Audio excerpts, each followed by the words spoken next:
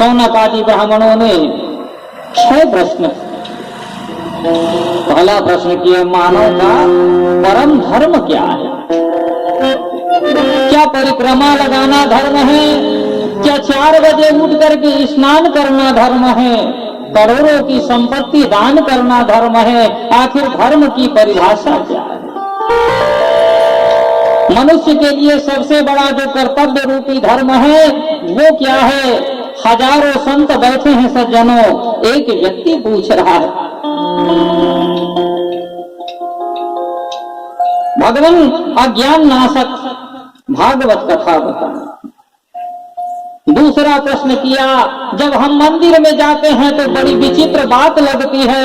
कोई कहता है शंकर जी श्रेष्ठ है, कोई कहते हैं माँ दुर्गा ऊंची है, कोई बोलते हैं भैरव बाबा ऊंचे हैं। हमें ये समझ में नहीं आता कि हम किसको पूजें, किसके प्रति अपने इस मन को लगाएं। ये हमारी समझ में नहीं आता, हमें भ्रम होता है। तो भगवान कृपा करिए, भगवान के जन्म का कारण क्या है? तीसरा प्रश्न किया, वेद में परमात्मा का नाम है अजन्मा। भगवान को वेद में कहते हैं अजन्मा, जो कभी जन्म नहीं लेता, जिसका नाम है अजन्मा।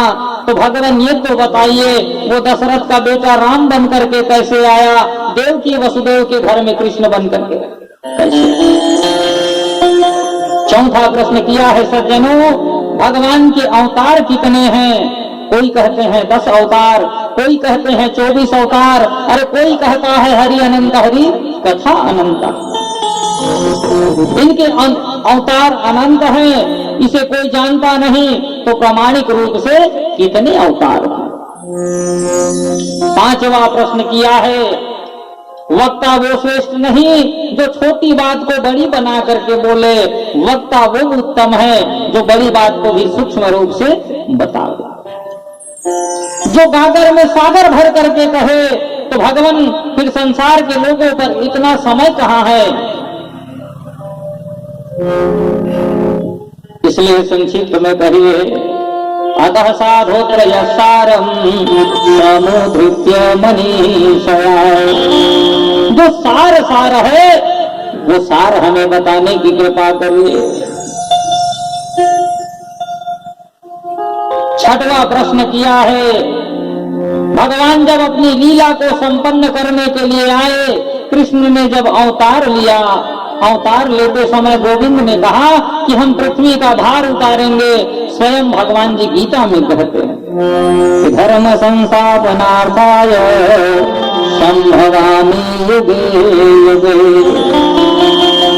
धर्म की स्थापना के लिए मैं युग युग में अवतार लेता हूँ। यदि हम प्रभु की बात पर विश्वास करें तो धर्म की स्थापना के लिए अवतार लेते हैं। तो अपनी लीला जब समाप्त कर कृष्ण चले गए, तब धर्म किम शरणं गता, धर्म किसकी शरण में गया? ये 6 प्रश्न शौनक जी महाराज सूत जी के सन्मुख। सज्जनों, शौनक आदि ब्राह्मणों के प्रश्न को सुन करके सूत जी महाराज बड़े गदगद हो गए। बोले, बड़ा उत्तम प्रश्न किया है। आपके प्रश्नों के उत्तर को देने से पहले मैं परम आदरणीय आचार्य श्री सुखदेव जी महाराज के चरणों में प्रणाम करना चाहता हूँ। सुखदेव स्वामी। अरे ऐसा जिनका आदर्श चरित्र है, 12 वर्ष तक श्री सुखदेव स्वामी मातृगर्भ में वास किया। विचित्र संत है सुखदेव। और जब गोलोक धाम में राधा रानी की गोद में सुखदेव जी महाराज क्रीड़ा करते थे ना, तो किशोरी राधा ने एक दिन सुखदेव से कहा, बेटा तुम मृत्यु लोक में जाओ, जन जन में भागवत धर्म का प्रचार करो। सुखदेव जी ने कहा, मैया मैं जाने को तो चला जाऊं, लेकिन मैया मुझे यही डर सताती है, जाने के बाद मैं मोह माया में न जकड़ जाओगे। और मैया मुझे उस माया ने पकड़ लिया तो 2-4 माला आपकी जब करता हूं ना वो भी छूट जाएगी। किशोरी राधा रानी ने कहा बेटा मैं तुझे वचन देती हूं तुझ पर माया का असर नहीं होगा। सज्जनों यही सुखदेव जी महाराज तोता के रूप में गोलोक धाम में किशोरी राजा रानी की गोदी में खेलते थे और मृत्यु लोक में आए। कैलाश पर्वत के ऊपर एक पक्षिणी के गर्भ से उन्होंने जन्म लिया, अंडे के रूप में प्रकट हुए।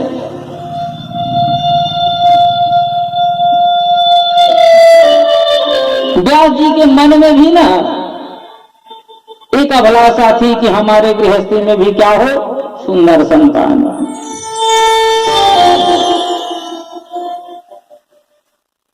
उन्होंने खूब भगवान शिव जी की त्याग तपस्या की, भगवान जी प्रसन्न हो गए, आशीर्वाद मिला है हम ही आपके घर में पुत्र रूप में आए। कैलाश पर्वत पर रहते हैं भगवान शंकर जहां शिव जी का वास है। अब आवा तो सज्जन हो, भोलेनाथ कृपालु दयामय और वरदानी शिव योगी निमिष मात्र में देते हैं भोलेनाथ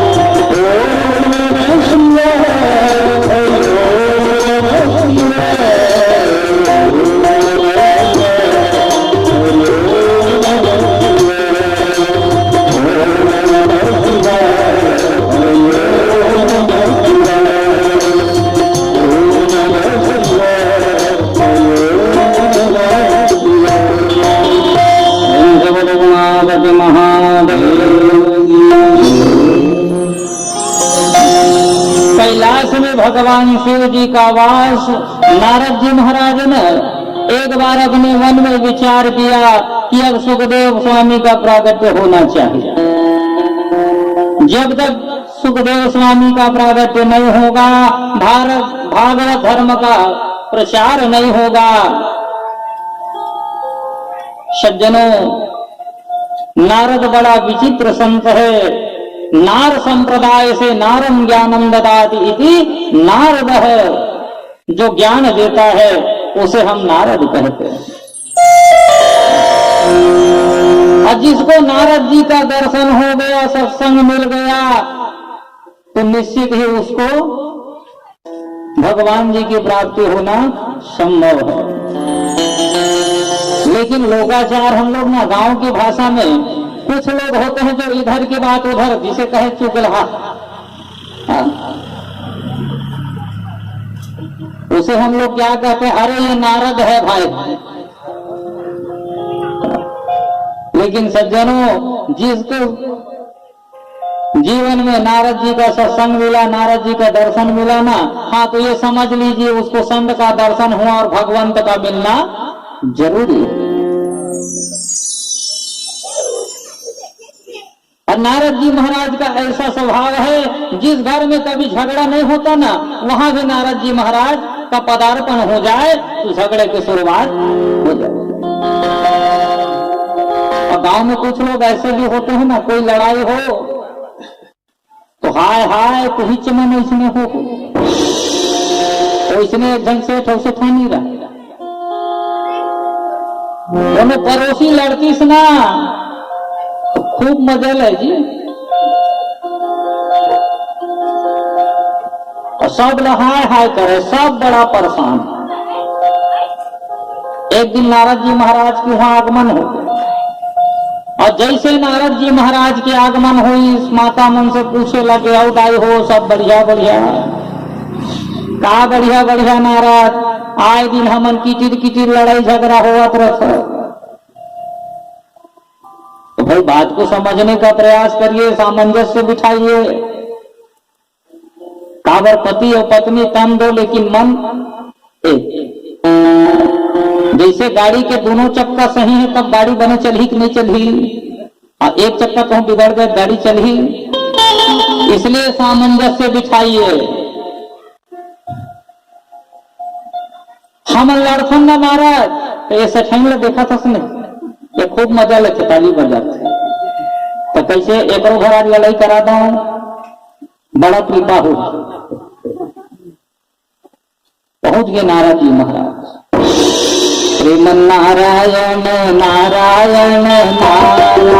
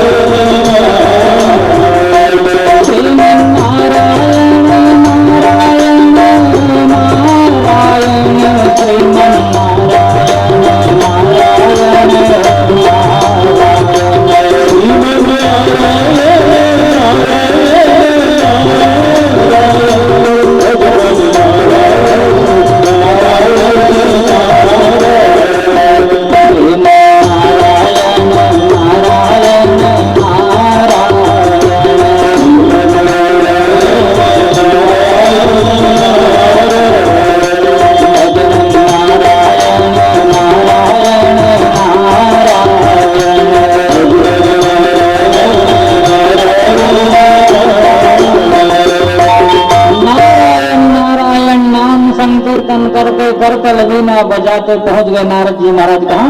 सेठानी के घर। देखे सेठानी बड़े गदगद हो गई। आइए नारद जी स्वागतम महाभाग, खूब सुंदर पूजन पाठ की, आसन देके बिठा। और मैया सब कुशल मंगल ना। बोले क्या बताऊं, आए दिन हमारे सेठ जी को ना खूब नुकसान हो रहा है। आप तो संत हैं, ऐसा कुछ उपाय करिए कि हमारा व्यापार चल पड़े। अब मैंने कल ही ये निवेदन किया था, कोई संत महात्मा मिल जाए, सज्जन मिल जाए, कोई संत ब्राह्मण मिल जाए तो ये प्रश्न कभी ना करिए कि मेरा व्यापार ठीक से चलेगा कि नहीं। उससे यही पूछिए कि भगवान हमें भगवत प्राप्ति कैसे। अन्न का एक कण और संत का क्षण व्यर्थ नहीं जाना चाहिए। लेकिन परीक्षार्थ प्रश्न करने वाले बहुत मिलते। अभी कुछ दिन पहले हमें एक सज्जन मिले थे, महाराज ये तो बताइए रावण के भौतिक का नाम है। तो कैसे क्या अगर कुंडली बना दे तो अगर भौतिक नाम ले तो कल्याण हो जाए।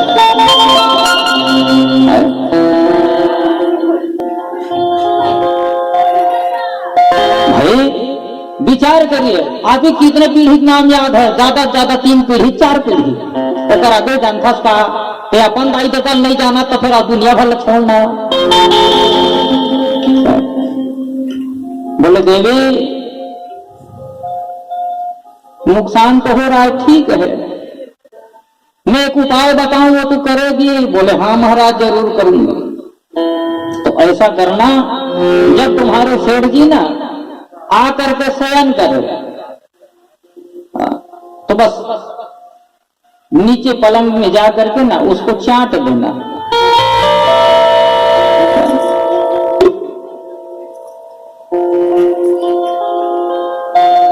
क्या होगा भगवान, जो तुम्हारी समस्या है समाधान होगा। और आगे भगवान एक प्रश्न बोले, नारायण अब मेरे पास समय नहीं चला। पहुंच गए कहाँ? जहां शेर जी की दुकान है ना वहां। देखा शेर जी ने खूब स्वागत सत्कार के नारद जी महाराज का आसन में पधराए। बोले भगवान बड़ी कृपा भाई जो आप बता रहे। शेर जी भी वही प्रश्न कर रहे हैं, भगवान व्यापार ठीक से नहीं चल रहा है, कुछ कृपा दृष्टि हो जाए। बोले जरूर होगी। कारण क्या है? नारद जी ने कह दिया, क्योंकि इनको तो लड़ाई कराना है, झगड़ा कराना है। तो मेरे एक बात सुन, वो तुम्हारी पत्नी है ना, वो पूर्व जन्म में थी कुतिया। तू जा करके शयन करता है और जैसे ही शयन करता है वो तुझे चाट देती है, इसी के कारण दोष लगता है, तेरा व्यापार नहीं चल रहा।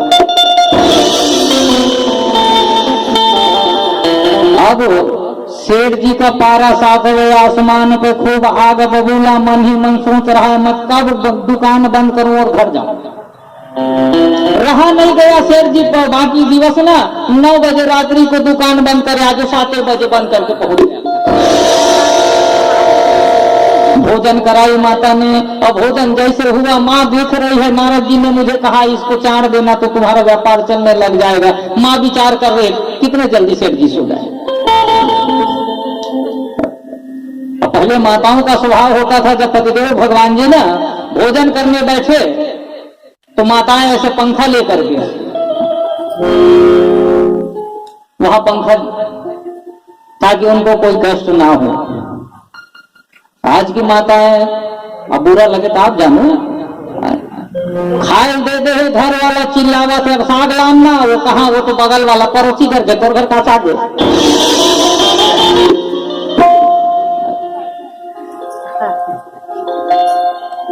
सज्जनों, माता सुंदर भोजन कराई, अब ये भी विचार कर रहा है इसको कैसे पकड़ो। जो 11 बजे रात को सोने वाला है ना, वो सुबह 8 बजे जाके सो गया। ऐसा सोया देखिए, कई लोगों को होता है, जब नींद आए ना तो खूब नाक बजे, खूब नाक घटर घटर पे बजाए। माता सोचने लगे हाँ गहरी नींद में है, गए नीचे पलंग के, और जैसे नीचे पलंग के गए चाटने लगी। इसका तो दिमाग वैसे ही बिगड़ा है, बिगड़ गए।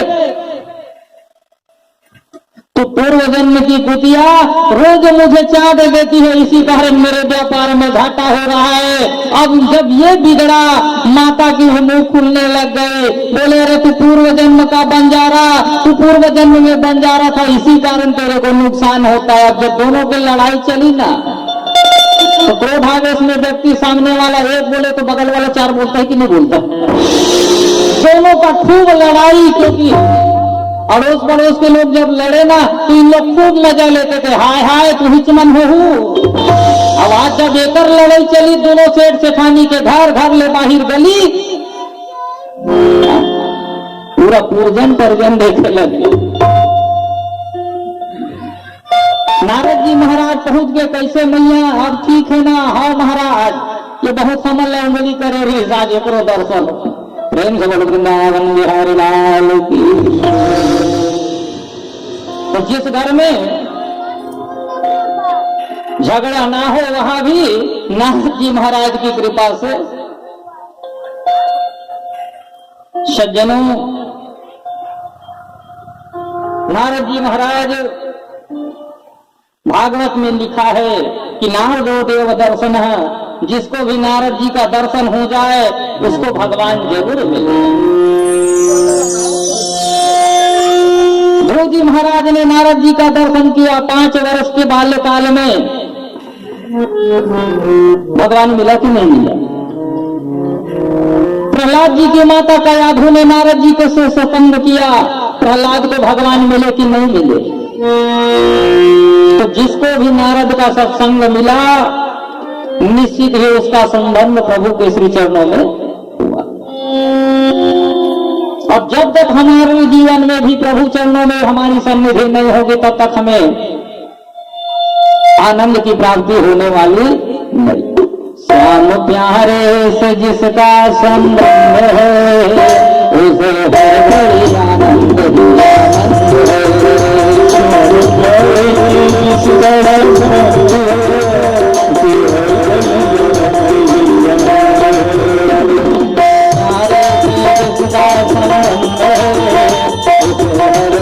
आनंद है।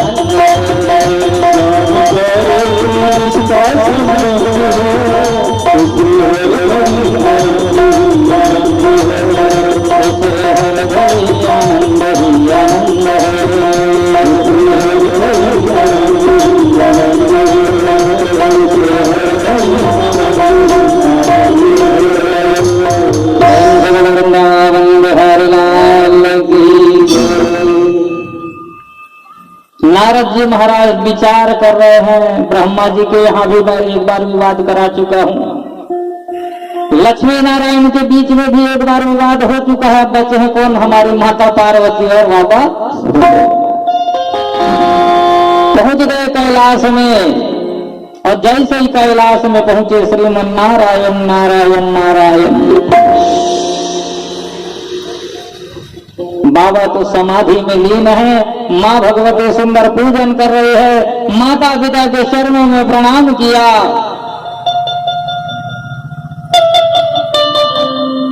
माँ पूछने लग गई, बेटा नारद बहुत दिनों बाद तुम्हारा आगमन हुआ, क्या बताऊं मैया, संसार के लोगों में ना प्रेम जो है बनाती हो गया। दुनिया में जो भी जिससे प्रेम करते हैं ना माँ, वो सब बनावटी प्रेम करते हैं। नारद जी कहने लग गए, सुर नर मुनि सब की यह रीति,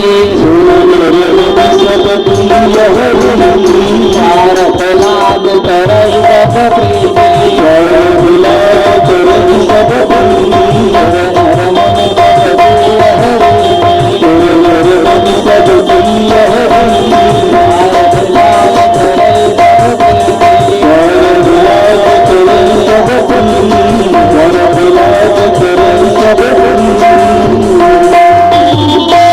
संसार में लोगों का प्रेम जो है ना सब बनावटी हो गया है, इसलिए मैं कहीं आना जाना बंद कर दिया। जहां सच्चा प्रेम ही नहीं, वहां जाने से क्या फायदा। पार्वती मैया बोलने लग गई, अब तो मैं आपसे क्या बोल सकती हूँ। गलत बोल रहे हो नारद। हमारे पतिदेव भगवान जी है ना, हमसे बड़ा प्रेम करते हैं, हमसे कोई दुराव छिपाव नहीं करते।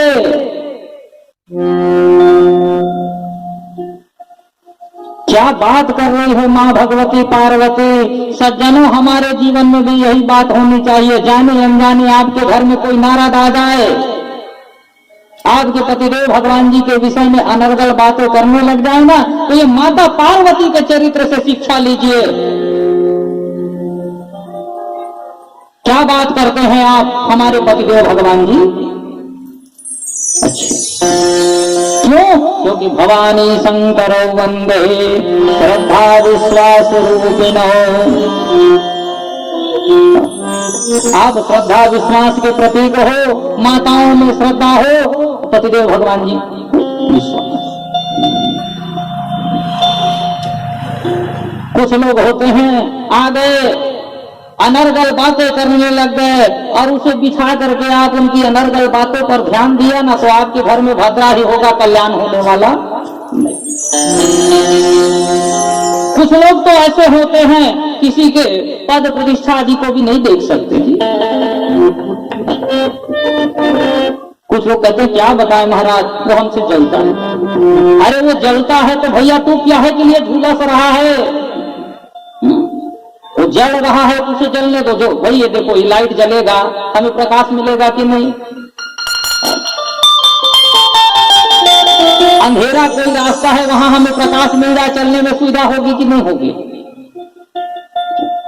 कोई जल रहा है, उसे जलने दीजिए, आप उसके प्रकाश में खूब आगे बढ़िए। हम तो निवेदन करते हैं,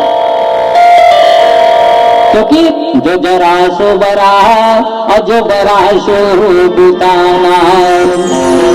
ये लाइट जल रहा है, हमें प्रकाश दे रहा है, कब तक जलेगा? जब तक उसकी अवधि है, एक समय सीमा है, और लाइफ टाइम तो नहीं है। जल रहा है तब तक प्रकाश देगा, और जल रहा है आज नहीं कल फ्यूज उड़ जाएगा। ठीक वैसे ही संसार की गति है, जलने वाले को जलने दोगी, काहे के लिए तुम झुलस रहे हो भैया, और आगे बढ़ो। हम तो यही निवेदन करते हैं, खूब आगे बढ़िए। पहले कुछ लोगों में साइकिल में देखता था, लिखा रहता था, लोग जले हम चले। अच्छी बात है, जलने वाले को जलने दीजिए, आप उत्तरोत्तर वृद्धि करते जाइए।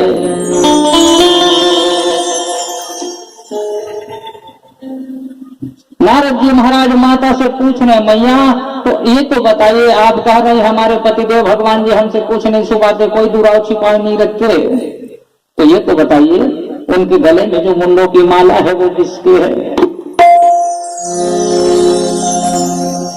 माँ भी विचार करने लग गए, नारद जी हमने तो आज तक इस पर ध्यान ही नहीं दिया, हमने पूछा भी नहीं। अभी आप कह रहे कि हमारे पतिदेव भगवान जी ऐसे हैं वैसे हैं, बड़े सुंदर हैं, कोई कुछ नहीं छुपाते, हो गया ना? तो नारद जी ये तो बता दो मुंडों की माला किसकी है? बोले मैं नहीं जानता नारायण, मैं चला मैया माता श्री के चरणों में प्रणाम। चले नारद जी महाराज। अब मन ही मन में विचार कर रही है, मैं सोची से मेरे बाबा मुझसे कुछ नहीं छुपाते, ये मुंडों की माला किसकी है? और पहले ना रूठने का एक अलग कक्ष होता था जिसे कहते थे कोप भवन। राजा महाराजा लोग जो होते थे ना, उसके घर में एक अलग भवन बनता था जिसे कहते थे कोप भवन। माताएं मान लो उस भवन में चली गई तो राजा को पता चल जाता कि हाँ हमारी रानी बिगड़ी हुई है, गुस्से में है। बाबा की समाधि खुली, देखा माता कहाँ है? परिकरों में सेवकों ने बताया महाराज माता तो आज कोप भवन में है। पहुंच गए बाबा, देवी आप कोप भवन में ऐसा क्यों? बोले बाबा आप हमसे खूब दुराव छुपाव करते हैं, हमें आपसे कोई बात नहीं करनी।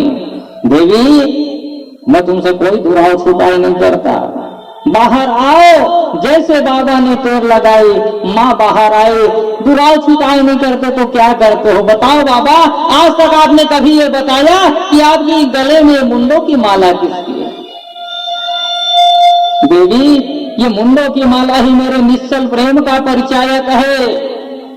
तू जानना चाहती है ना ये मुंड की माला किसकी है? तो बोल सुन देवी, ये तेरे ही मुंडों की माला है। ये जितने मुंड माला मेरे गले में लगे हैं उतने बार तेरा जन्म हुआ, उतने बार तेरी मृत्यु।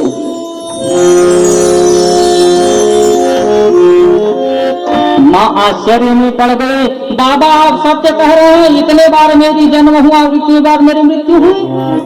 बोले हाँ देवी। तो बाबा ये तो बताइए ऐसा मेरे साथ क्यों हुआ, क्यों बार बार मेरा जन्म और मरण हुआ और आप जैसे कि तैसे? बाबा ने कहा हमने क्या सुने हैं?